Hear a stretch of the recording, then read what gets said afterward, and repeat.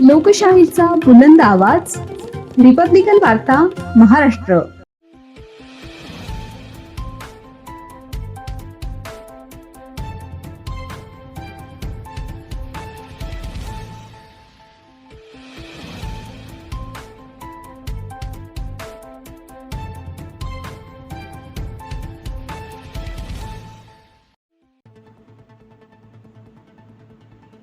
गावठी दारू mafia Ganesh पवारवर MPDA अंतर्गत कारवाई करत 1 वर्षासाठी अकोला कारागृहात रवानगी. पोलीस अधीक्षक प्रकाश जाधव यांची गुन्हेगारी विरुद्ध कठोर मोहीम. बातमी पैठण येथून.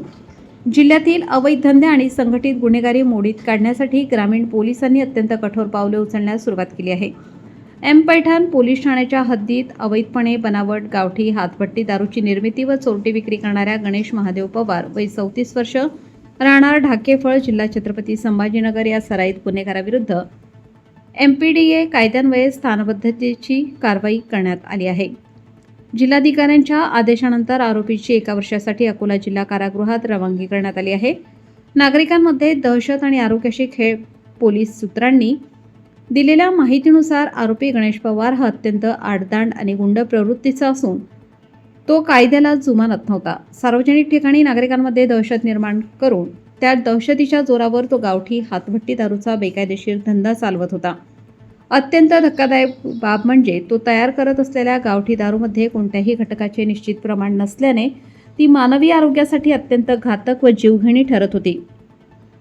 यामुळे ढाकेफळ, पैठण आणि परिसरातील नागरिकांचे आरोग्य धोक्यात आले होते व जनजीवन पूर्णपणे विस्कळीत झाले होते. वारंवार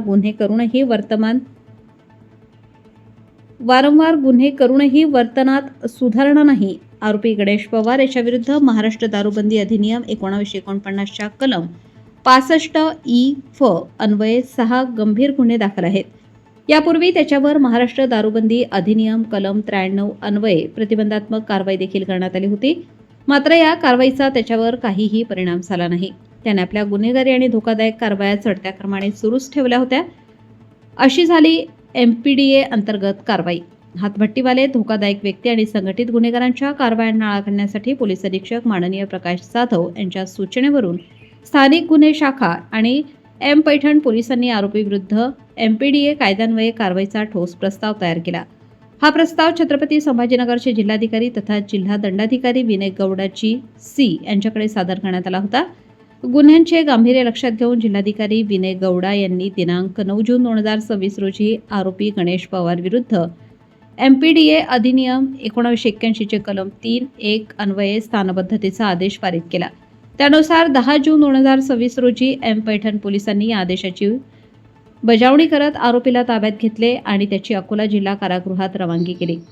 नमूद कार्यवाही पोलीस अधीक्षक प्रकाश जाधव, अपर पोलीस अधीक्षक प्रशांत स्वामी यांच्या मार्गदर्शनाखाली पैठणचे उपविभागीय पोलीस अधिकारी सुनील पाटील, स्थानिक गुन्हे शाखेचे पोलीस निरीक्षक विजयसिंह राजपूत, MIDCचे पैठणचे तत्कालीन पोलीस निरीक्षक ईश्वर जगदाळे, सहाय्यक पोलीस निरीक्षक भरत मोरे, पोलीस उपनिरीक्षक दशरथ बुरकुल, हरिविजय बोबडे, पोलीस अंमलदार दीपक सुरोशे, स्थानिक गुन्हे शाखा ज्ञानेश्वर भवर, अमित खोडके, विजय उगले, राहुल मोहतमल आणि रामेश्वर पंडित यांच्या पथकाने केली आहे. रिपब्लिकन वार्ता महाराष्ट्र न्यूजसाठी पैठण प्रतिनिधी राहुल गिरे, Chhatrapati Sambhajinagar. Subscribe now and press the bell icon. Never miss an update.